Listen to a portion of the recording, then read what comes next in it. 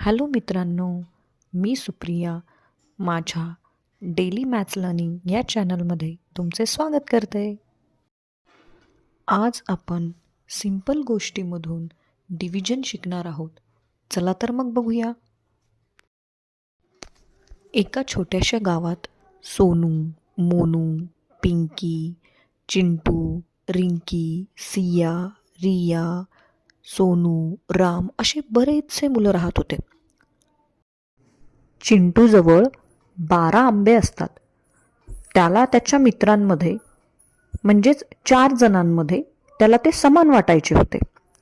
मग त्याला प्रश्न पडतो की 4 जणांमध्ये हे 12 आंबे समान वाटायचे कसे?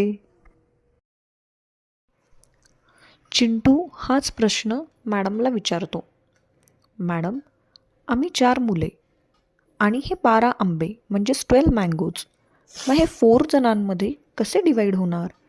मॅडम हसत म्हणतात, मुलांनो, यालाच तर भागाकार म्हणजे डिव्हिजन म्हणतात. मग मॅडम समजून सांगतात, 12 डिवायडेड बाय 4. आपण मल्टिप्लिकेशनमध्ये 4चा टेबलसुद्धा बघितला आहे. मग 4 किती टाईम्स घेतल्यानंतर 12 येतील? 4 प्लस 4 प्लस 4 म्हणजेच 12. 4 किती टाईम्स घेतले? 3 टाईम्स. मग 12ला जर आपण 4ने डिवाईड केलं तर आन्सर किती येतं? 3. म्हणजेच प्रत्येक मुलाला किती आंबे मिळतील? मुलांनो, तुम्ही आता सांगा बरं मला, किती आन्सर येईल? सांगा सांगा, पटकन सांगा. Yes, correct.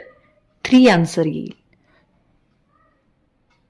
जर आपण 12ला 4ने डिवाईड केले तर आन्सर किती आले? 3. गुड. तर मुलांनो, आज आपण भागाकार म्हणजेच डिव्हिजन शिकलो आहोत. डिव्हिजन म्हणजेच इक्वल डिस्ट्रीब्युशन. व्हिडिओ आणि गोष्ट आवडली असेल तर लाईक करा, शेअर करा अँड सबस्क्राईब करा.